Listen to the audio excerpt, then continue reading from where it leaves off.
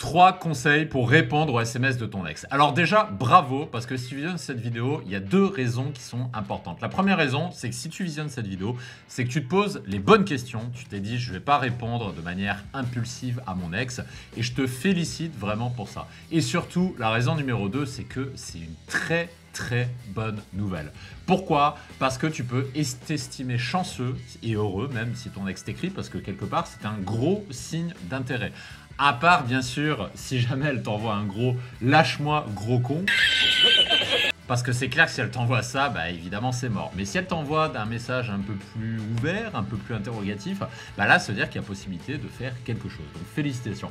Si tu visionnes cette chaîne pour la première fois, tu te demandes peut-être qui je suis. Je m'appelle Mike, alias l'ingénieur des rencontres en ligne, et tu peux voir ma tronche juste à gauche. Et notre spécialité, c'est les rencontres en ligne et les relations amoureuses, et surtout réaliser des transformations de potentiel masculin, comme tu peux le voir ici, avec quelques-unes des personnes qui ont suivi nos programmes, parmi les plus de 300 que nous avons accompagnés, que tu peux vérifier sur nos plateformes d'avis certifiés. Avant de commencer, comme d'habitude, je t'invite à t'abonner à la chaîne dans ton propre intérêt pour être averti de la sortie des prochaines vidéos et à rejoindre ma formation continue en description de cette vidéo qui est 100% gratuite, où je te donne des méthodes que je ne peux pas donner sur YouTube.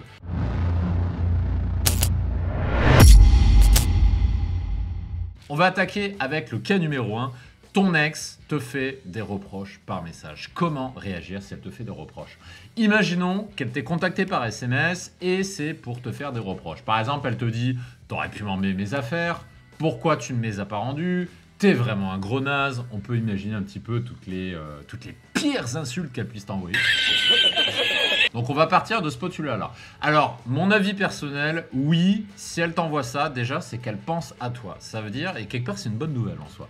Ça veut dire que tu ne la laisses pas indifférente, et surtout, ça veut dire qu'elle n'est pas totalement passée à autre chose. Parce qu'une femme, même qui prend la peine de t'écrire, ça c'est hyper important à retenir, une femme qui prend la peine de t'écrire, ça veut dire qu'elle dépense de l'énergie pour toi. Et si elle dépense de l'énergie pour toi, ça veut dire qu'elle pense à toi. Parce que si elle n'en avait rien à foutre, eh ben elle t'écrira pas, tout simplement.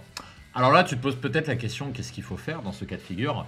Déjà, moi, ce que je te recommande, c'est de ne pas répondre, surtout si elle est dans un état émotif de colère, avec un message type « t'aurais pu me rendre mes affaires, etc. » Ne réponds pas tout de suite, parce que si tu réponds, tu vas juste amplifier la colère et ça va réduire tes chances de pouvoir faire quelque chose derrière.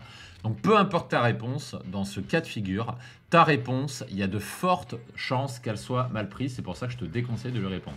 Et il y a un proverbe que je dis souvent à mes clients, c'est « la parole est d'argent et le silence est d'or ». Donc, dans le doute, il vaut mieux ne rien dire et éviter de rentrer dans le conflit plutôt que de lui répondre quelque chose, surtout si tu ne sais pas ce que tu fais et si tu es tout seul. Et si tu ne sais pas ce que tu fais, la meilleure recommandation que j'ai à te donner, c'est de t'inscrire à notre liste qui se trouve en description de cette vidéo, dans laquelle tu vas accéder à des méthodes avancées qui vont t'éviter justement de faire des conneries. Cliquez votre...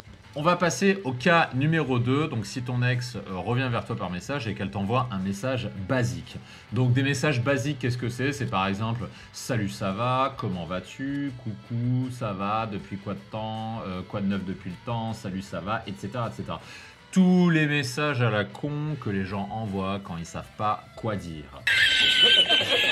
Donc sache que même si ces messages sont insignifiants en soi, parce que c'est des messages assez bateaux, tu en conviendras, ils sont quand même porteurs d'une bonne nouvelle parce que quelque part c'est une marque d'intérêt. Encore une fois, je le répète, une femme qui prend la peine de t'écrire, même si son message est caca, même si son message est bateau, c'est une marque d'intérêt, c'est un marqueur d'intérêt, ça veut dire qu'elle pense encore à toi. Donc ça veut dire qu'elle te montre un signe d'intérêt et elle est peut-être même en train de regretter votre rupture amoureuse et peut-être même qu'elle se pose des questions sur la rupture. Elle se demande peut-être est-ce que c'était l'homme de ma vie, peut-être que j'ai fait une connerie, et si je m'étais trompé.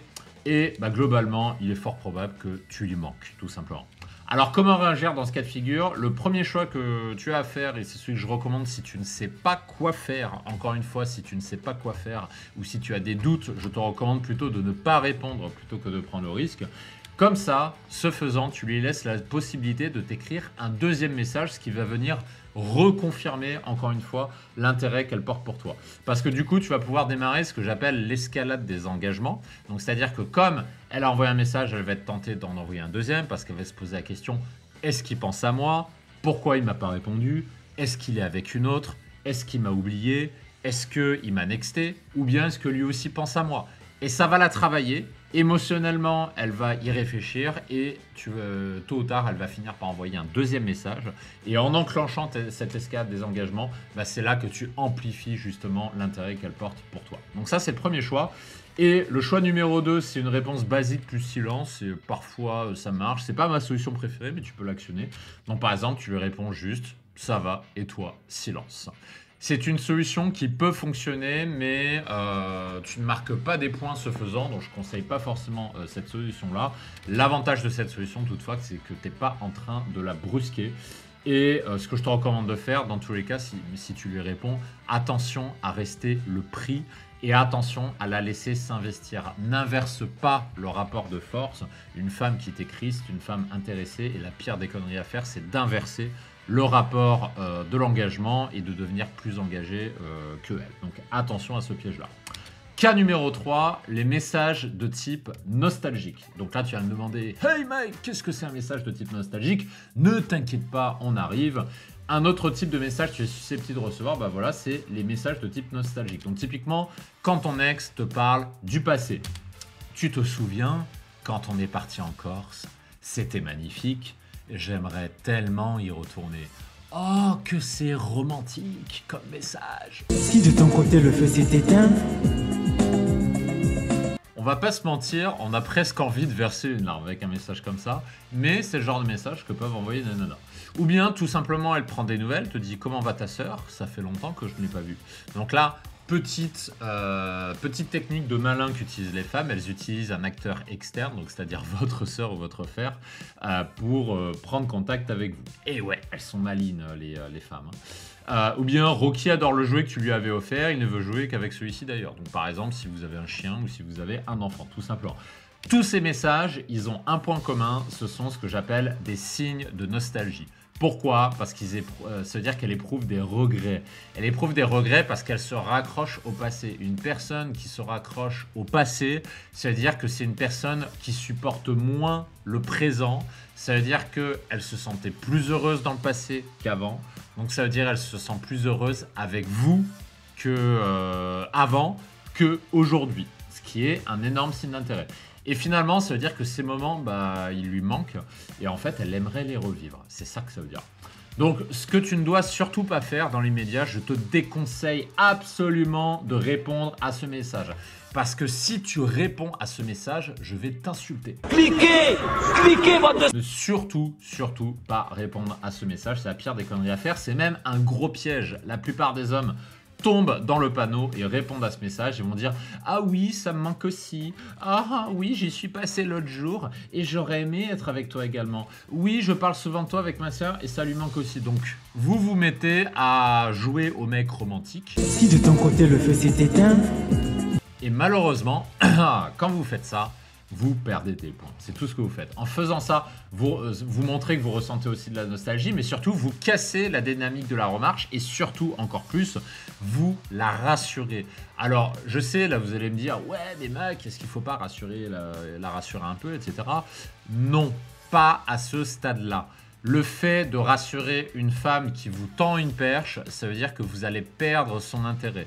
Parce qu'elle va se dire dans sa tête « Ah bah cool, il pense à moi, donc c'est bon, j'ai plus d'efforts à faire, donc c'est gagné. » Ça, c'est quelque chose que je dis souvent à mes clients. Les femmes sont comme des enfants. Si elles pensent que c'est déjà gagné, s'il n'y a pas de challenge, elles vous le diront pas de vive voix, bien sûr, mais elles vont se désintéresser de vous.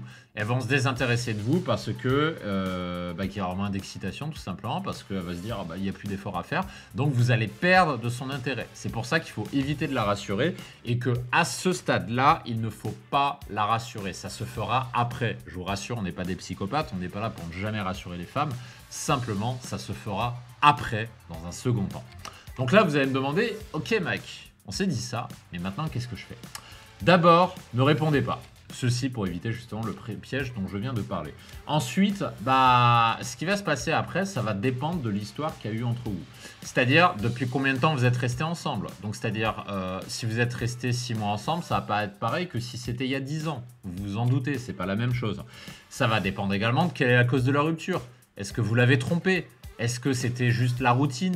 Est-ce que c'est parce que, je sais pas, vous l'avez présenté à votre belle-mère et votre belle-mère n'a pas supporté votre ex? Est-ce que c'est une autre raison? Quelle est la cause de la rupture? Et surtout, depuis combien de temps vous avez rompu? Et puis aussi, est-ce qu'elle s'est remise avec un autre homme? Et encore un autre facteur, est-ce que vous avez eu d'autres relations depuis avec votre ex? Tout ça, ça va conditionner ce que vous allez être capable de faire avec votre ex. Et évidemment, ces éléments-là, je ne suis pas devin, même si j'aimerais bien être devin. Je vous l'avoue, j'adorerais. Mais je ne suis pas devin. Donc, comme je ne suis pas devin, je ne connais pas votre situation. Et le seul moyen d'en savoir plus et surtout de vous dire qu'est-ce qu'il faut faire par rapport à votre histoire, par rapport à l'histoire avec elle, avec vous, c'est de faire un audit personnalisé. Donc sur ça, vous trouverez le lien en description de cette vidéo. En tant que membre de la chaîne YouTube, vous avez droit à un premier appel offert et c'est la seule solution que je peux vous proposer pour avoir un diagnostic précis de votre relation amoureuse. Donc je vous recommande cette solution-là. Et dans le cas où vous êtes peut-être déjà passé à autre chose et que vous voulez trouver mieux, sachez-le, les applications de rencontre, c'est notre spécialité et on reçoit régulièrement des personnes qui ont tiré un trait sur leur ex-relation et qui ont envie de rencontrer quelqu'un d'autre. Donc si c'est votre cas, vous trouverez des méthodes avancées de séduction qu'on enseigne à nos clients en description de cette vidéo. Je vous retrouve de l'autre côté et je vous dis à très vite.